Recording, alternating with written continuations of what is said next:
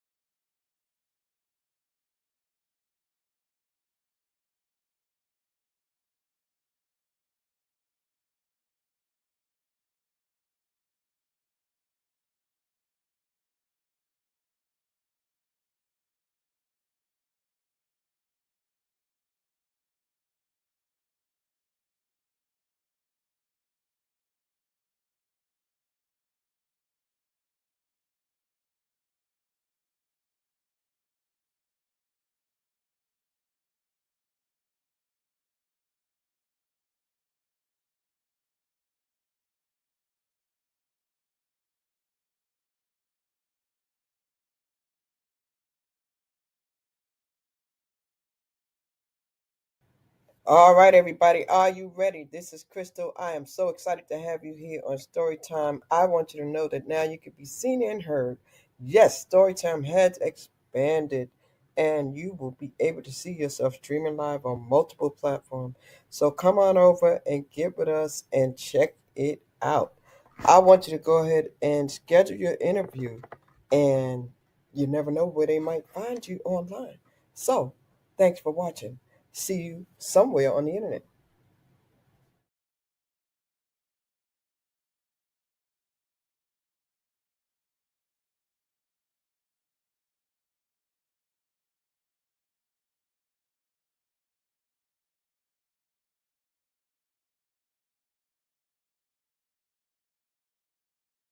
All right, so now that you can hear me, I'm so excited to be here today. And I want to let you know a little bit about the person that's coming up. And there's so much I could say about all of these individuals, and it's always a pleasure when I have met them. Okay. And we're going to be talking about community elections and why your vote matters. So definitely want you to come on in here. This is a candidate for Wake County community at large here in the local area. All right. And this young lady here is already doing things. She's a new voice in the community, definitely, but she is doing the work.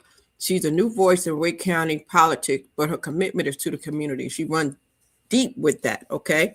She has spent many years advocating, organizing, and standing alongside people from every background, all right? And she's going to tell you about her background. So she's running for Wake County together to make her voice matter. And, we always say your voice matters. And so she is actually in a room at a meeting. She's, I mean, in action right now. So let's bring her up. We don't want to delay it much longer. She's actually in a classroom, in a building, just left the meeting in action right now. So that's a beautiful thing. So help me to welcome her here, ladies and gentlemen.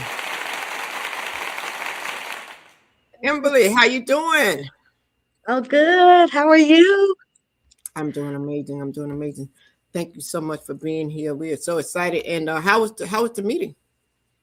So the forum was great. Actually, it's still going on. So I told them that I have wanted to honor my commitment to story time. And so yeah, we were just wrapping up. So this is the Young Dems and for Wake County. And we're hosting State University hosted it with the students, the State University students, the Democratic Party. And yeah, it was good, hard questions. I mean, really great questions. I was kind of sweating a little bit up under my neck, so it was Wow, good.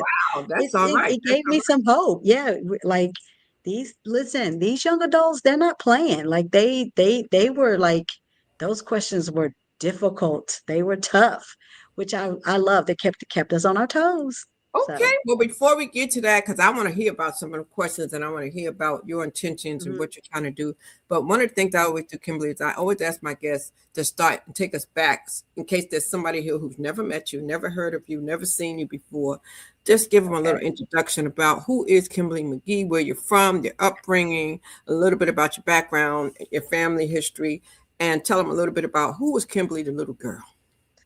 Okay, so I always say I'm New York born, Southern raised. So I am Kimberly McGhee. I'm a biracial female, obviously. So my parents were civil rights activists. My father's Black, my mother's Irish. And I have been an activist and an advocate for a very long time. I came to North Carolina in 1906 and have been a staple in Southeast Raleigh for a majority of that time. I lived in Garner for a couple of years. I am a mother of two great little, uh, they're young adults now. I can't say kids anymore. They will get mad at me. So I'm a mother of two and a grandmother of two. And so I'm a former educator. I also served alongside my former husband in the military and as a law enforcement wife.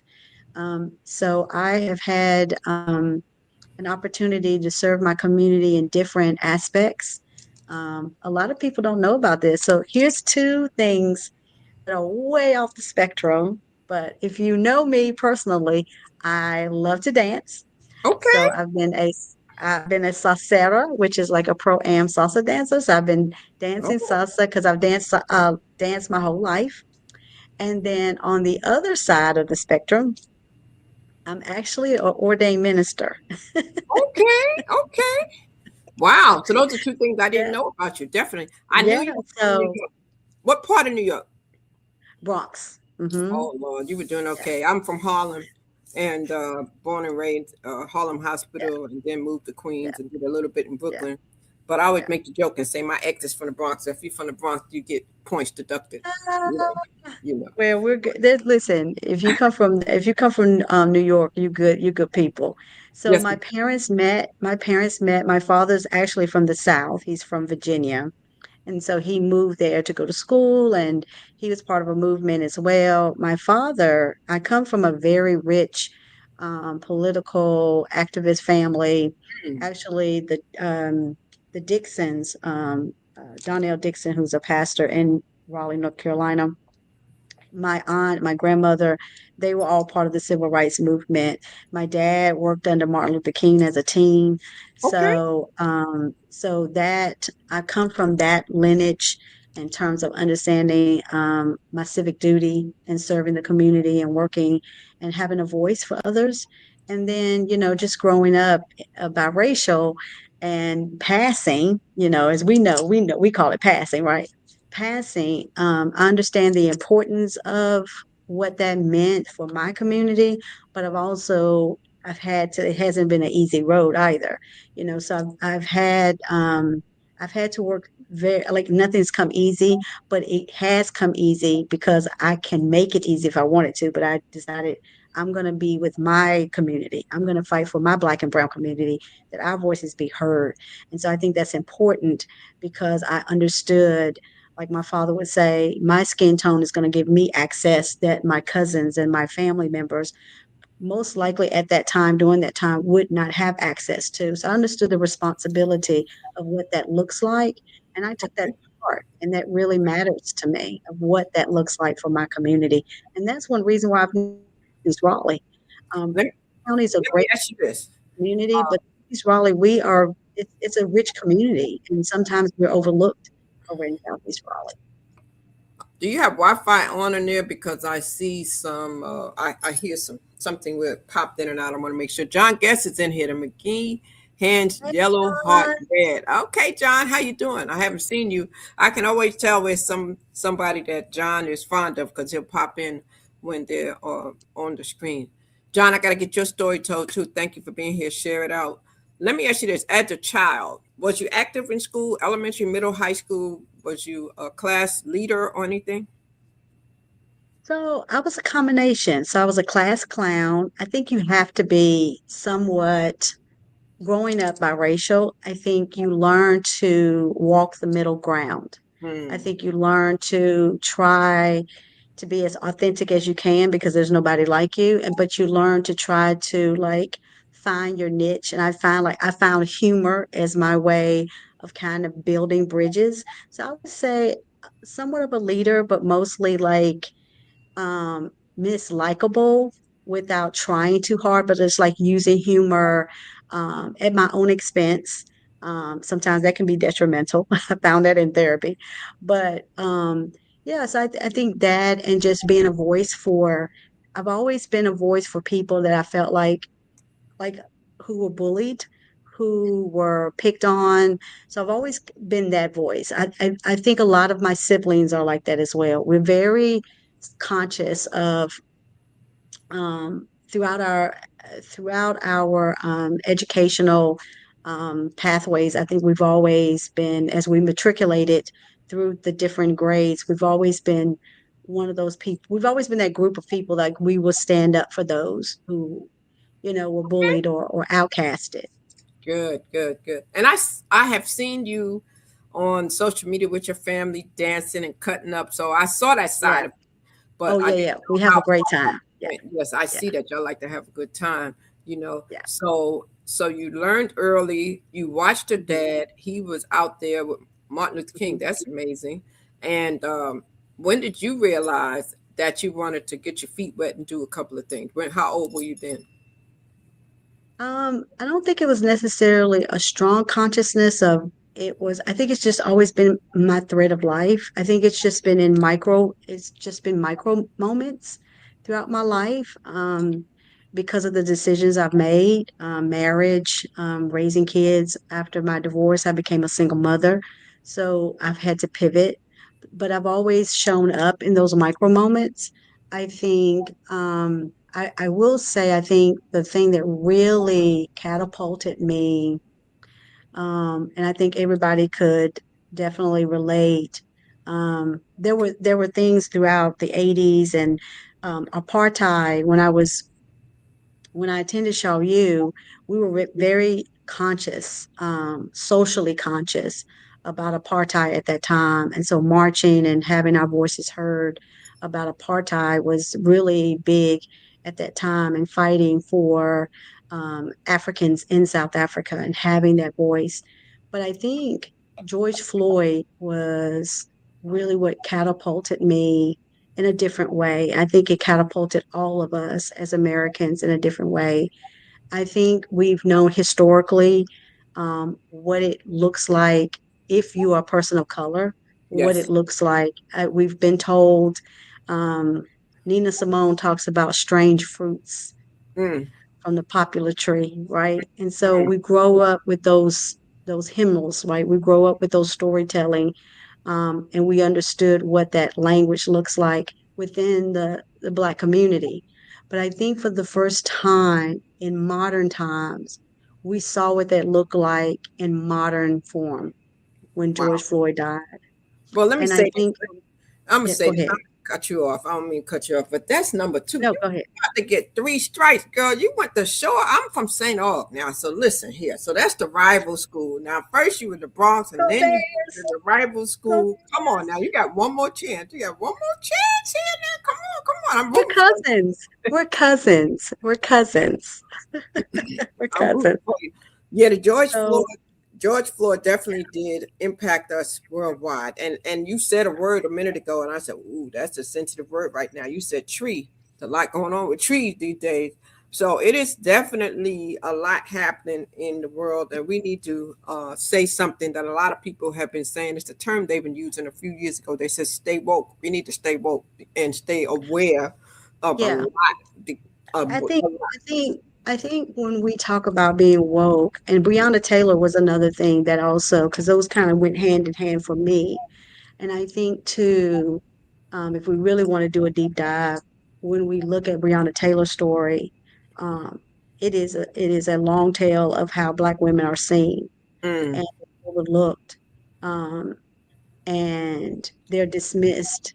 And we've seen it throughout history, of how I was raised by a Black woman, my grandmother. I have Black aunts who raised me to be very strong. I have great examples of what that looks like as a Black woman, though I am conscious of knowing that my white skin gives me privileges that, like I said, others do not have. yes. Think for Breonna Taylor and then George Floyd, that combination, when you talked about what really was, I think it was that reignited me being comfortable, Okay. where I was doing micro moments and participating in ministry and nonprofits and working in ministry and doing things in the community, with a kind heart. I think I know for very certain those two incidents angered me, and it still angers me to this day. I get very emotional when I think about those two things, and how those things evolved. Um, Wow. Well, and we so definitely that know. really set it off for me. Those things really it really reignited fire in my belly. Wow. And I know when I met you personally, I could see that, I could feel that because we met last year at an event. And we'll talk about that because I know that you're a business owner and that you Mhm. also work in the community and you have a lot of experience working. So tell the people, what do you do before you took a dive and made a decision to run for office? What was Mhm. you doing already? What is your occupation right now? So I own a management company. So we have two divisions. I've always worked with events, conferences, concerts, managing. And then on the other division, we have healthcare management. And then I was really fortunate. My relationship with Kimberly Winborn, she became executive director with Seasons Village, and which works with single mothers for post-secondary education. Now you're talking my game, Right. because as a single mother, I understand what that looks like. My two sisters became single mothers very young in their age, and I saw how even within our own family, though they were loved, they were not fully supported. And that's the truth. And so, there's a stigma during that time. You became a single mother. I remember my sister not being able to go to high school. Like when she had her son, she had to wait till she had him, and then she came back to school. Mm. And so that resonated with me. And to find this organization that Kimberly was spearheading, and really has changed the game and how Seasons Village is operated, I wanted to be a part of that. And I'm really proud of the work that Seasons Village is doing, with single mothers in Wake County, and how they're serving intergenerational, working with them in their post-education, post-secondary education, wealth building, family engagement, parenting skills. Overall, it's very rewarding. And I'm really fortunate to be able to be a part of that storytelling, in the community. And when my time season, whatever that is, I will look back over it, and I'm going to be really proud of the work that they're doing over there and continue to do. Yes, I'm very proud of Kimberly and the work she's doing. I think she just had a 2-year She's anniversary. amazing. She did. She I did. saw that. She's doing an absolute outstanding job. The level of where the focus that she has for this nonprofit organization is absolutely outstanding. It's outstanding. Yeah, I got to get over there to that organization Yes. as well as the other one Hmm. and do Yes. my part. I told her I would come over there, and when I saw her Welcome last week, anytime. Welcome yes, ma'am, anytime. I need to come and get involved for sure. So you have a background, like we said, with community organizing, nonprofit Hmm. leadership, small business development, all these areas, public engagement. So Hmm. now that you've taken a turn and you have a thought in your mind where you want to help families and caregivers and seniors and work with people across Wake County, talk to me about when you decided to run for this position. Yeah, I think it may seem new to everyone except my core people. Like, so running for office has always been a conversation that I've had privately with my friends and family members. So those who are like really connected with me, this is not new to them. Um, I was just over at PBS with Kenya Thompson, who is the host for Black Issues Forum, and her and I were catching up, and she said, "So how's things going?" And I said, "Well, the race is going good." She said, "Well, you've always talked about this." Like, so for her, this was like an evolution. She said, "Well, we just been waiting for you." And Mm, so um, I've had several people to approach me last year at the top of the year and said, these two seats are coming up. We think you would be great for it. These two at-large seats are new seats, and we feel like you would do an amazing job with your management background, your business background, your activism, your advocacy. I am a new face to the political canvas. That's no secret. But I do believe that my passion for lobbying, I've been up to Washington, I've lobbied, and so I've been down into our legislative. So I want to do more of that. I really want to be a voice for the people. And yes, so yes, it just made sense. It just made sense to me that my time is now. And yes, if not now, then when? And the yes. win is here. So I might as well go ahead and let's do it. Let's see what the walls look like. Okay. Now I see that you mentioned being a military and a law enforcement wife, and that gives you some Hmm. insight on some things that you can bring into this. Talk to me about what you can bring over from those experiences. Well, I think one is misconceptions of what it is in law enforcement. One of the things that we do see in our community, especially in our Black and Brown community, and ICE does not help, is the mistrust that we have in law enforcement when we see an issue like Breonna Taylor, when we like Trayvon, and then we see George Floyd. So when we see those incidents, it does make you cringe. It does bring up the walls. So I think understanding, having that understanding from, um, how can I say it? A lot of times in law enforcement, people really feel like they worry about it being blue and only blue. Like, and not really worried about the community. But I think the thing is that I bring in an opportunity to kind of bridge the gap and have those conversations and really bring in a different lens to what law enforcement can do for Mhm. our community and how our community can now open up to law enforcement and rebuild that trust.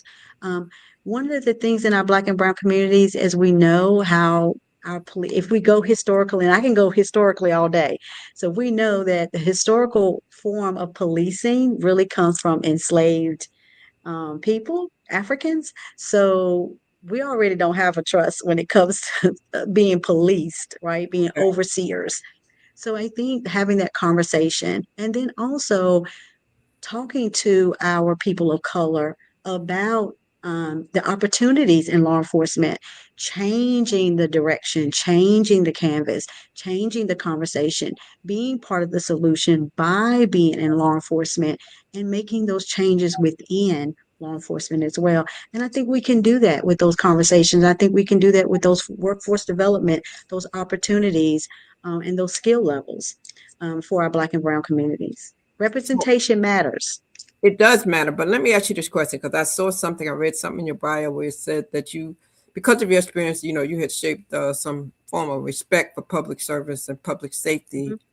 Hmm. But now, lately, here late, with all that you're seeing, all these scenarios that we're finding Hmm. happening around the world, had that changed? Hmm. I mean, are you a little bit more concerned about what you're seeing, what you're hearing happening? Oh, yeah, so I work with I work with Sembra, which is an organization, and we are whistleblowers for ICE, and so our responsibility is to protect our undocumented. I don't like to use the word aliens because we're all on Earth, so I hate that term. It's not a correct term. So our undocumented residents, our goal is to keep all communities safe, regardless if you're documented, undocumented. And then we need to really have a pathway for our undocumented residents so that they can get citizenship. It's not that easy. And a lot of times when we think of undocumented, we also thinking only Latinas, but that's not true. So we have a vast range of what undocumented is. So I am concerned. Right now we have, and I refuse to call him what, but we have an individual who is running the country and who is sending ICE into our communities armed in military gear with military tactics on unarmed citizens. And that has to be stopped. And so, one of the things that, though the commissioner's office do not have power in that regard, we do have the opportunity to look at zoning and safe spaces. So looking at those opportunities would be a great avenue for me to be a voice, to provide safe spaces, to provide safe zoning, and looking at that and working with the existing commissioner's office, the commissioners, to see how we can keep our residents safe, documented and undocumented. Because Wow. we know as people of color, before ICE, it was nothing that we have seen in our own communities where our black males, our black females have been pulled out of a car, they've been pulled over, they have been and I've dealt with this, even myself living in Southeast Raleigh, being pulled over because I came out of a certain neighborhood. So it looked like I bought drugs because I, looking as a white woman, should not be in this side of town. And I've had to tell officers, first of all, I'm an officer's wife. Secondly, I live here. At the time, I was living off Sanford Road. And I was like, I live in this community. So how dare you pull me over? How dare you? Like, I know my civil rights. And I think too, educating our community of their civil liberties and their civil rights. Civil rights education is important, and we need to do it a lot with our youth. And I Hmm. remember you saying that you're with the young Democrats, and they were asking questions. So somebody definitely educated them. I'm glad that organization Yes. exists. So education and empowerment of the young adult is so important because their Yeah. vote and their voice matters too. Hmm. So, Wake County Commissioner and Wake County Commissioner at large, for the people who don't know really what they do, you did mention zoning and things like that. Yes. Explain what their role is and why it's important for people to come out and vote now, because sometimes people Yes. just don't participate in this Yeah. election to wait for the presidential. Krista, Can you explain that? yeah. So, Chris, I'm so glad you brought that up because the down ballot is very, very important. So, the down ballot is really our lifeline. It's how our community functions, it's how it runs. It is the bread and butter of how we want to live day to day. Our executive branch, though it's important, and how we we actually function as a whole, as a united front individually, the down ballot is important. So we're looking at transit, when we're looking at attainable housing, when we're looking at first responders, when we're looking at education, when we're looking at how our teachers are getting paid in this state, when we're looking at zoning and how houses are built, when we're looking at nonprofit organizations and the services that we provide in our county, it's going to be that down ballot. So that's why it's so important for us to go out and vote. And I will say this, and this is not an indictment, this is really a charge. So, what I am really encouraging our Black and Brown community is not to be afraid of what is coming down from Washington and the threats that we're getting, that ICE is going to be at the polls come election day. We have seen a decline, though people are voting, we are seeing a decline in our Black and Brown communities. So I really want them to take charge and not be afraid of what's coming down from Washington. We have to stand against the power that be. We have to, this is our, I was part of the Love March. This is our Selma. And so one of the things that we have to understand that if not now, is now. We have to do this now. Democracy as we know it is no longer. So we're not fighting for democracy anymore. What we're fighting for is a new democracy. And Yes. furthermore, we shouldn't want the old democracy anyway, because the old democracy was massively flawed, right? So now we have a chance, as this democracy is being dismantled, we have an opportunity to rebuild democracy. And we have an opportunity now in the down ballot, in the up ballot, and making sure that we vote correctly and we're voting for inclusivity, that we're voting for everyone, that we have an opportunity that as we're building a new democracy, that our democracy includes everyone. And Yes. that's one of the reasons why I want to run for Wake County Commissioner. So you ask what the commissioner's office does. The commissioner's office is responsible for the budget overall in Wake County. So Wake County has 12 municipalities, and our responsibility would be to make sure that that money is funneled correctly within those municipalities and to work alongside the city council. We have a $2.1 billion budget. 40 million of that is going to go to education. They've asked for 60 million. Ideally, that would be great. So how do we make that function, and without raising taxes? How do we make sure that everyone in Wake County thrives no matter what zip code you live in? And that is where I want to be. I want Right. to be boots on the ground. I've heard from other city councilmen. I've heard from people, they don't see their city commissioners. They don't know their county commissioners. They don't know what they do. They don't know who they are. So one of the things I really want to do is take my boots on the ground, in your face. I want to get in the community, have those talks, find out what the municipalities need, how we can get better. I am not a know-it-all politician, but I am a learn-it-all leader. And what I really want to do is get in there with the existing commissioners, find out where the holes are, because government really functions as a silo. And there are some bridges that we could really build so that we can function better Wow. overall, managing funds, managing transit, managing attainable housing, access to food, access to resources in our health and human services overall. So those are just some of the things that we could do as a whole. So I can tell that you learned very early about the prejudice situation, and that's something that you want to do. You said you want to make sure you focus on inclusion, respect, and Mhm, making sure mhm, everyone feels like they belong, and that's a beautiful mhm, thing. So mhm, for the citizens out there watching, right, if they want to know what can mhm, they do, what can they do to help the Wake County Commissioner office? How can they show up? Well, besides voting, okay, because mhm, that's just one day, that's just one action, and mhm, we want everybody to vote. mhm, We definitely want you to vote. mhm, mhm. Don't miss that. I think the last day to vote is March. What, I voted already. What is the last day to vote, Kimberly? March 3rd. March March 3rd is 3rd. the primary. So Hmm. you got a couple more days. Make I sure you know, vote. right? Make sure you get everybody in their house that's registered to vote to vote. But what can people Mhm. do to get the attention of the commissioner, be involved in the community? How can the community step up and do their part beyond just going to vote?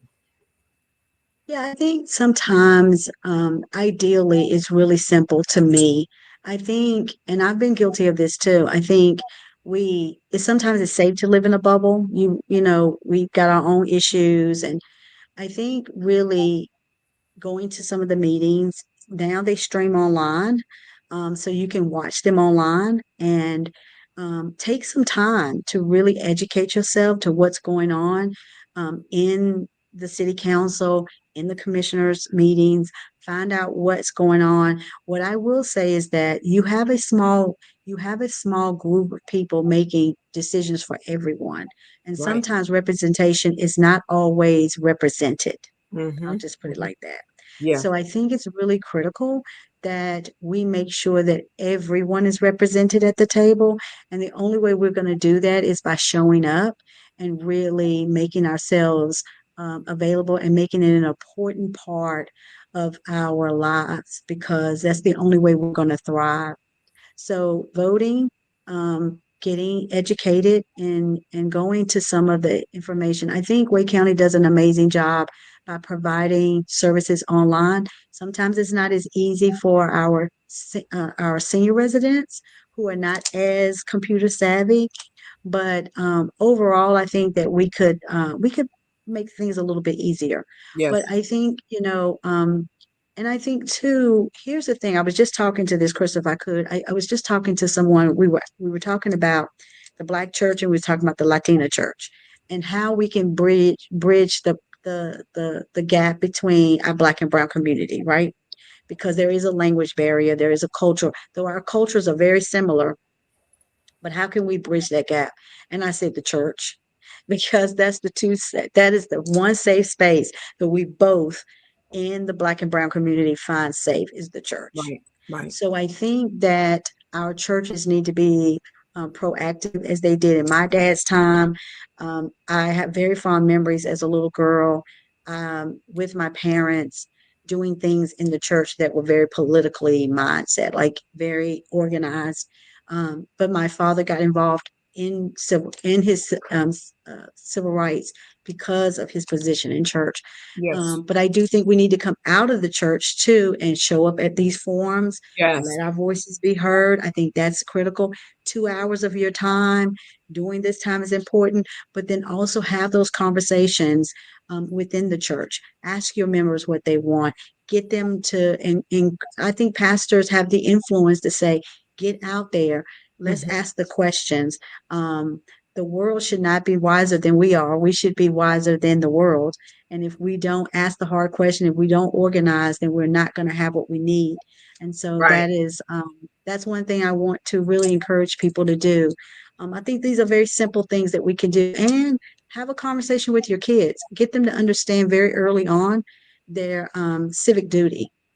Civic duty is To good. And not only that, what you said, to reiterate, the town halls, the community forums, Mhm, neighborhood events, uh, advocacy groups, uh, mhm. faith and civic organizations, all of these things are good. And sometimes if you can't go, you can send an email, you know, you can show your presence that way.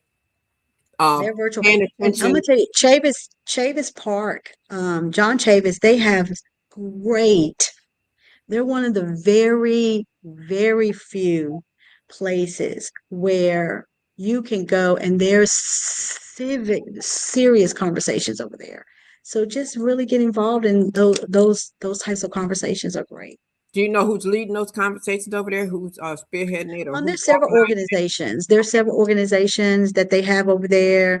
Um, one group, the Men of Southeast Raleigh, Oh, is the a men in Southeast really Raleigh great are group. always on it. Yes, I know they're on it. They are on Definitely. point. They're Yeah, definitely. so they're a great org, to kind of like they're pushing the needle forward.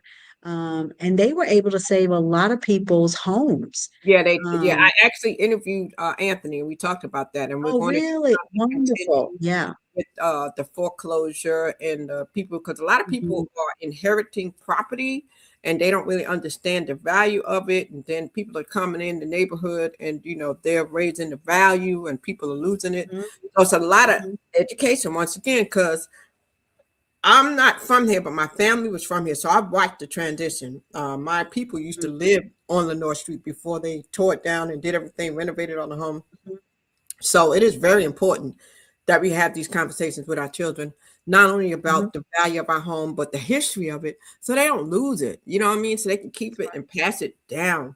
That's So I very think that's important. important. Now, the issues that we may be concerned about, whether it's housing development, community policing, it is important that we do right in. And a lot of time people don't understand the importance of getting to know who your officials are, who are the people in the neighborhood, and Mhm. then reaching Yeah. out to them because they can Mhm. help you too. Now, I want to ask you this. I want to go back. So you're at NC State, the Young Democrats, you said they had you sweating over there. What kind of questions Yeah. are on their mind? What kind of questions are you hearing that came from that So group? Yeah, so they had some really great questions. One, I think, kind of like they stumped a couple of us, except two, actually. Um, was the AI and how AI and the data centers. We have 12 data centers in North Carolina in Raleigh area, but none of them are AI centers. But like there's one that's going to be built out in Apex. And so like how that is going to like because running those kind of data centers, which I know a little bit of that, like it really like it put me on my game. But I've been following like Bitcoins and mining and Bitcoins, and Yes, like it does take a lot of water. And so, yes. but there's no full study of what that's going to do to our environment. And so they asked us those kind of questions. And then the question in terms of like, what are some of the major issues in Wake County that needs immediate attention? And then how would we resolve those issues? And so it was a really great questions. Like they had some really in-depth thoughtful questions about obtainable housing, workforce development, the plan of transitioning in education and Wow. having access. So that it was very thought out and very, like I said, you couldn't fall asleep on it. So it was good. It was really So, good. so let me ask you this: are the politicians even looking at AI for the data, for the to analyze how they're getting these I, numbers or statistics? Do you know? yeah, I think any politician that isn't is behind the curve. Honestly, AI is here. So I think the conversation is, how do we manage AI? Um, instance like what's happening out in Apex. And one of the things that I said in my answer was looking at models like down in Texas. Right now, there's a massive um, facility down in Texas that is um, a AI generated warehouse, but it's also a Bitcoin mining center as well. And so, though it doesn't have an immediate town, um, but it is still using up a lot of natural resources like water and energy. So we need to look at those kind of models to say how that's going to affect us in the triangle. And if the triangle wants to be on the cutting edge of technology and science, which we've been known because of RDU and because of the companies that have flocked here. IBM, of course, is historically the reason why we have what we call the triangle, right? So I think we need to be very mindful of that and how that benefits our residents and how it also is going to affect our economy. Um, Good and bad. And then also, how's it going to affect our environment? How's it going to affect our water? How's it going to affect our ecosystem that's around Apex? And the families that live there, the farmers that used to work there, that farmland that they are now have obtained. So I think we need to really consider that.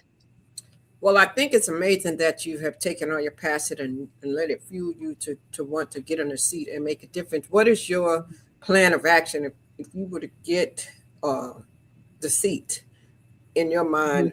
What is your focus going to be initially?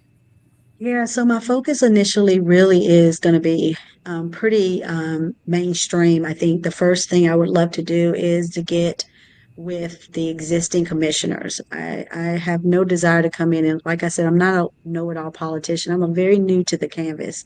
So I really want to get with the commissioners. I really want to sit down and find out from their constituents in the different um, municipalities. I think I know Garner really well. I'm in Nightdale pretty often. District 5, I live in District 5. So I know, pretty much of the district. But Apex, I don't live that far. I don't live in Fuquay. So those types of areas I would need some educating on.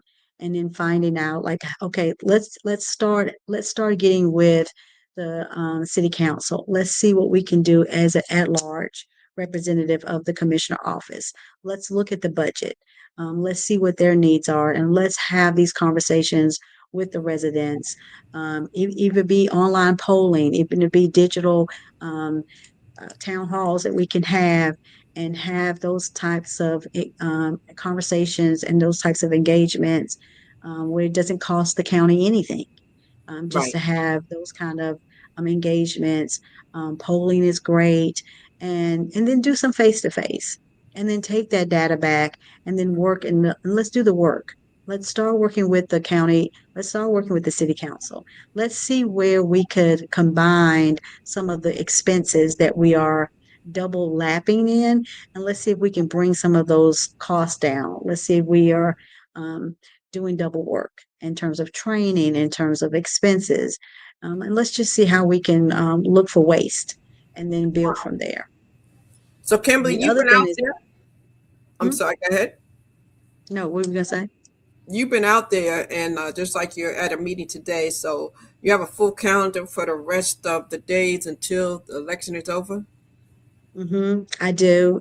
So I'll be out canvassing this week coming. We have a big talk in Nightdale coming up on Thursday.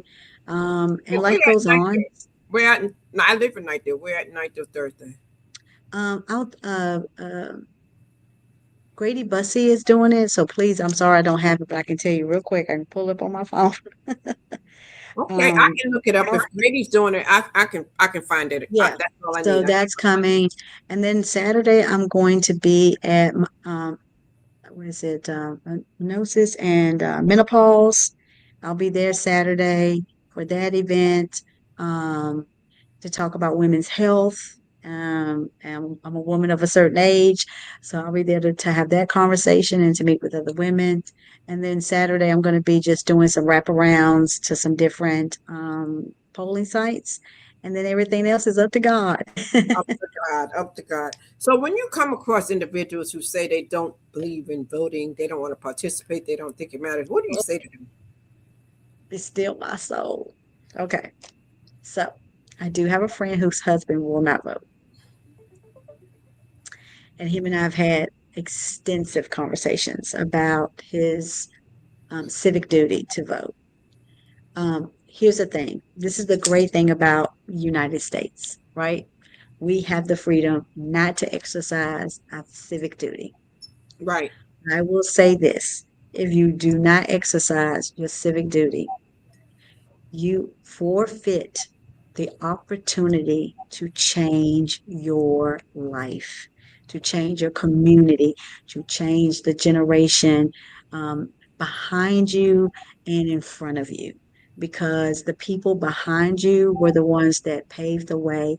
And I feel like it's a disrespect to those who came before us, who were beat, who were dragged by dogs, and who spent time in jail, who were hung just to have the right to vote, to just show up, to even fill out a ballot, even though they didn't even get that ballot paid. I mean, counted for, but the fact that they could walk and put their name on a ballot, I think it's a lack of disrespect for those that came before us. But I think it's hurtful for those who are going ahead of us that we don't exercise that. So I really want to encourage those to go out and vote because it does matter. I know it sometimes it doesn't seem like it, but it really does matter.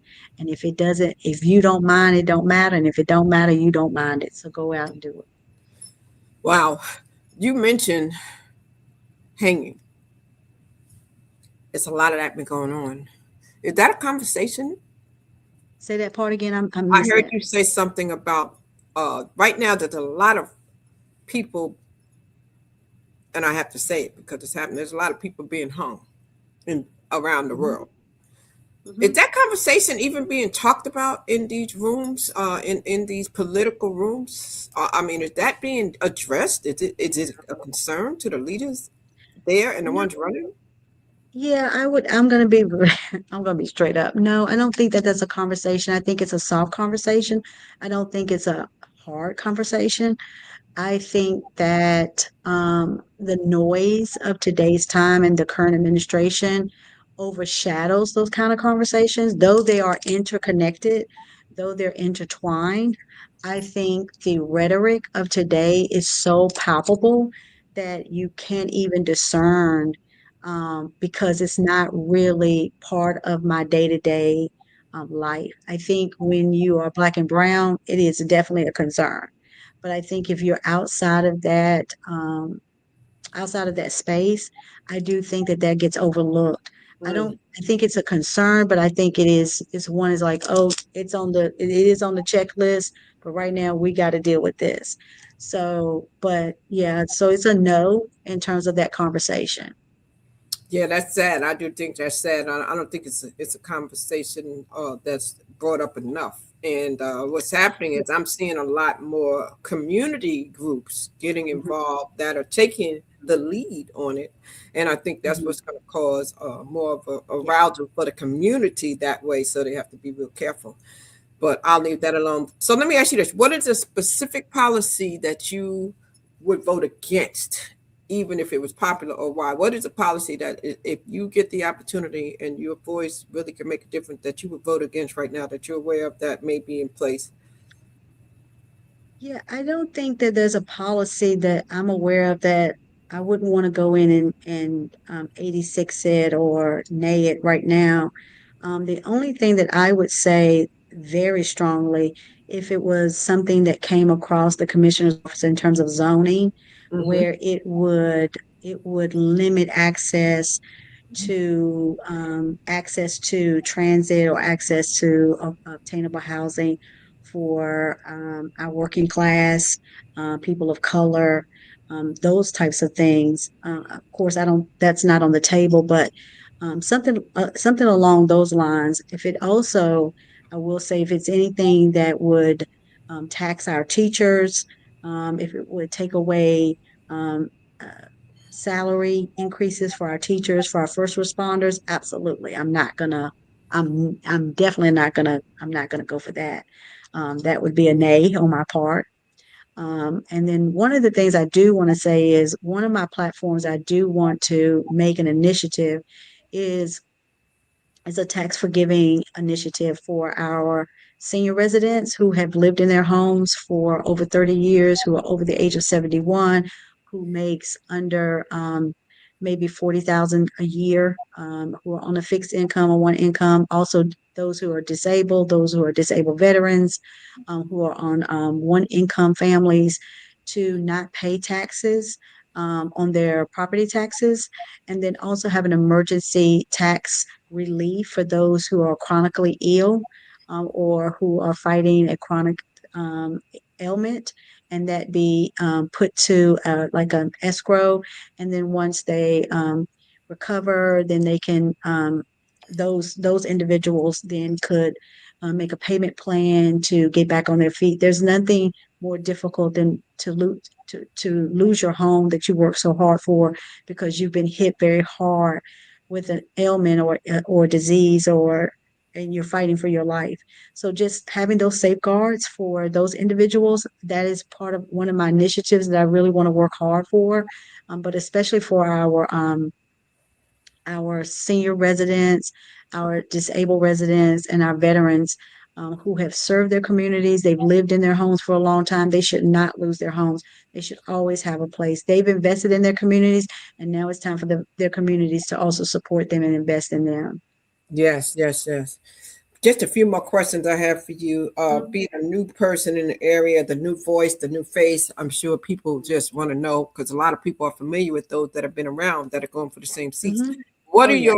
your thoughts about transparency and accountability? I think I think we don't see enough of it. But I think that's important for it, even if we don't like it. And I think it's going to be really important. That's why I think having those town hall meetings, having those face-to-face conversations are going to be important. Listen, I've been called every name, even something outside my name. So I'm not afraid of having hard conversations. I'm not afraid of people being angry, and if they're angry and they're upset in their towns because they don't have obtainable housing, they don't have transit, they don't have access to health care, those are things that anyone could understand why you're angry. And if they're feeling like there's certain groups that are profiting off of um, big major corporations coming into Wake County, and then the little like everyday working class are not benefiting, the middle class is struggling, absolutely, I would be angry. Our farmers, um, our local farmers are struggling right now. And so just looking at those kind of situations. So I'm really ready to go out and get my feet wet, get my hands dirty, and really work hard for the residents of Wake County. Will we get it completely right? No, but I will strive for us to do our best to make sure we aim for as right as we can get it. And anything that we get it wrong, we're going to correct it. Well, that sounds good. And it even sounds like if for some reason the cards don't fall like you want them to, you're still going to do your part. You're still going to be a voice. You're still going to be proactive and be Yeah. involved. So so my goal is really the long game here. So whoever wins the top two, because there's two seats, right, is to really support them. The long game is to make sure that for me that we have two Democrats in the commissioner's office seat, that we have people that are really going to aim. The seven people that are running for Wake County Commissioner's office are great. I wouldn't take anything from any of them. They're skilled. They are skilled in their own right. Um, I won't name any names, but they're great. I even have my own favorites. I'm not gonna tell you who they are, but I even have my own favorite with this group of seven. So yeah, my goal is to work really hard for them and do the long game and make sure that we flip these seats. Well, these seats are not, they don't need to be flipped because nobody's ever sat in them before, but that we solidify these seats and then that we work hard to flip the seats in Wake County and in the state of North Carolina. So my work Wow. will continue. My work will continue with Seasons Village, and I want to do more lobbying and be more proactive in advocacy and human rights. So I'm going to be pivoting in the human rights arena. So yeah, I'm excited. Whatever unfolds, it unfolds, and it won't be the last time people see me though. It won't That's be the it. I bet last. it won't be. So here's what I'd like you to do. I'd like you to take a moment. I'm going to put the camera on you. I'd like you to take the moment for the person who's never met you to make your plea. I'm going to give you the floor to just kind of do a formal introduction once again and talk about your name, the office you're running for, why you're running, and why when they see your name on the ballot, they should vote for you. Yeah. Well, Crystal, thank you again for allowing me to have this time and this platform. I really appreciate you even taking a chance to have me here tonight. My name is Kimberly McGhee, and I am not a native of Wake County or North Carolina, but I've been here since 1986 for over 4 decades. I've run a company for 2 decades.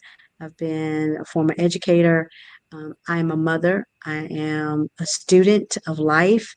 I have a rich community here, but I am an advocate and an activist, and I want to fight for every residence in Wake County. My goal is to make sure that we all thrive no matter what zip code you live in. I'm not a know it all politician, but I'm a learn it all leader. I have every intention to make sure that I work really diligently with the existing commissioner's office to make sure that we serve our community through our health and human services, that we are able to complete our transit program, that we're able to support our teachers and our first responders, that we look at how we um, really reduce the waste and spending in our Wake County government, and then also increase salaries, and then also reallocate funds so that our services and the needs of Wake County residents thrive. I want to also support. I'm a Wake County ambassador for the Wake County Senior Games, so I have a love for our seniors. I'm a senior as well, so making sure that we have programs and access to parks, and then allowing our seniors to live at home if they want to, intergenerational co-living spaces for our young adults and for our families, so that we can really live and utilize Wake County as a model for the entire state and dare I say the whole entire country. So I would love your consideration for two of those seats. There is two seats for the Wake County Commission at Large, and I would love your consideration. You can go to K McGhee for Wake.com. There's some information there. There's also some digital collateral there that you can download and share. And I would just appreciate the opportunity to serve my community. Thank you. Wow, that was amazing. So I also like to give my guests the opportunity when they come on my show to acknowledge or give thanks to anyone that they want to, whether it has to do with your campaign, your career, your Mhm. personal life, anything or anyone that at this moment that you would like to just give a shout out to and just say a special thank. Yeah, Because sometimes we don't get the opportunity enough to thank people, right? To give them their flowers. So I want to give you that opportunity. yeah. First, I want to, I know we say this all the time, but it's true. I just want to thank the Heavenly Father above for giving me an opportunity to just use my superpowers and my gifts. But my parents, our story as a family, as a biracial family, is not a pleasant one. It was a tough one. But I want to thank my mom and my dad. They're not perfect, but they have always what they've given us is grit and grime. And my grandmother's no longer here, so I think about her. She'd be proud of me. So shout out to my grandma and my great grandmother. I want to also shout out to the Zaytuns. Joseph and Thelma Zaytun took me in as a new business owner, and I was with that family for 11 years. I learned everything that I did under his tutorage. And then Julia King, she's no longer with me. She was my mentor. She taught me everything in business.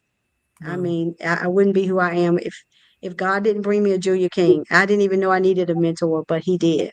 And then Dr. Margaret Douglas Brewington. I don't think she's Brewington anymore.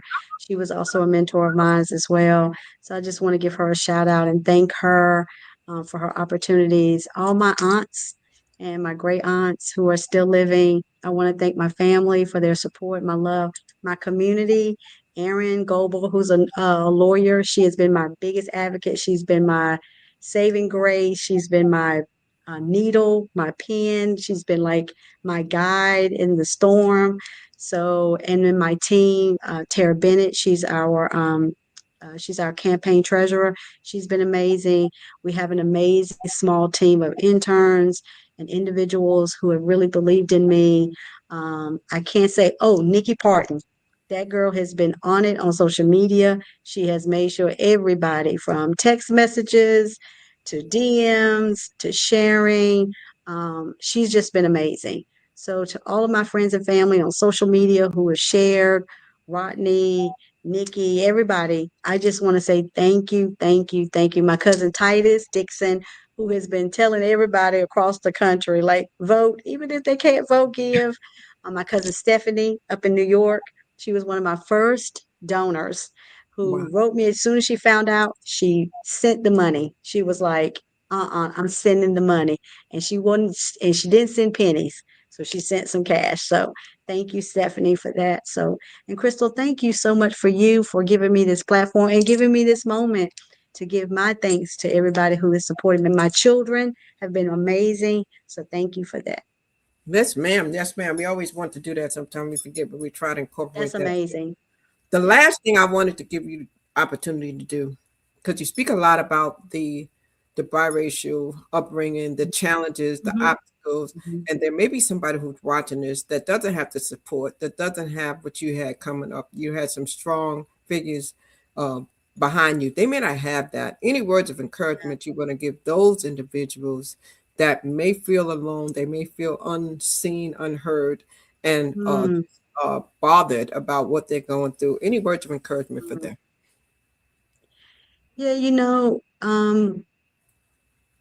there was something that Julia King said to me a long time ago. I was really rough around the edges when she met me.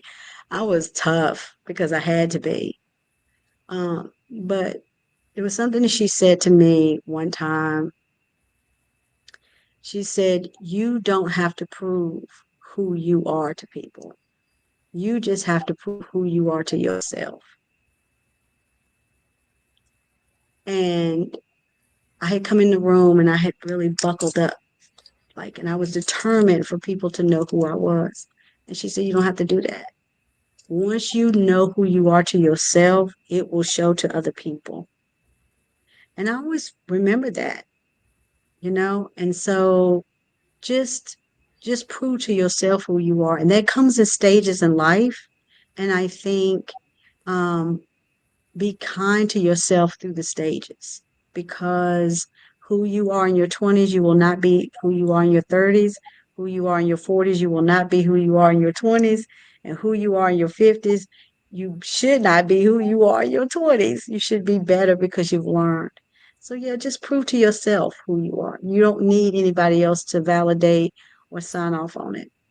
Wow, that's amazing. Well, there you have it, ladies and gentlemen. Get out there and vote. You have a few more days. Please, please, please. It is so important.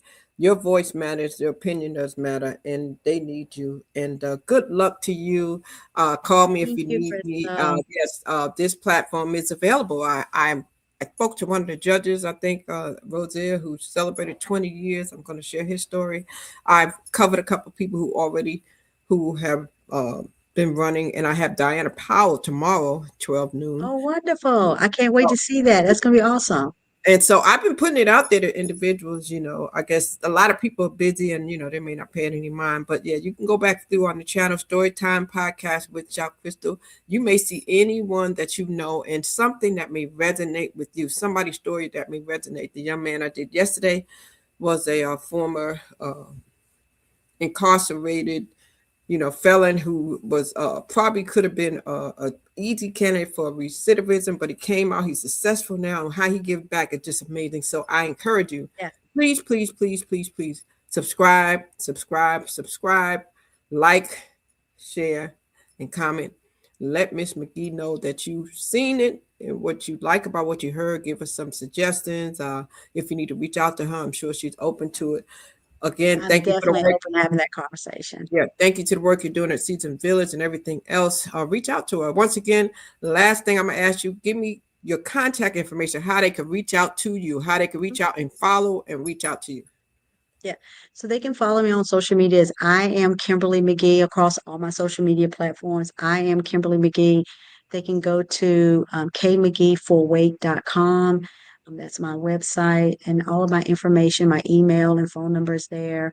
And if anybody wants to ask me any questions about my platform and why they should vote for me, they can email me, they can call me, and I'll be glad. I've had people send me questions, and I've been able to answer them via email. So I would love to have that conversation. Well, there you have it, ladies and gentlemen. I'm your host, Crystal Bodie Smith, aka Shout Crystal. I am the Hope Catalyst, and I say those 3 words, and I will keep saying them because now we don't have Jesse Jackson or Martin Luther King, so I'm going to say it. Keep hope alive. Keep hope alive. Hope No alive. matter what you're going through, keep pressing on, keep moving on, keep standing.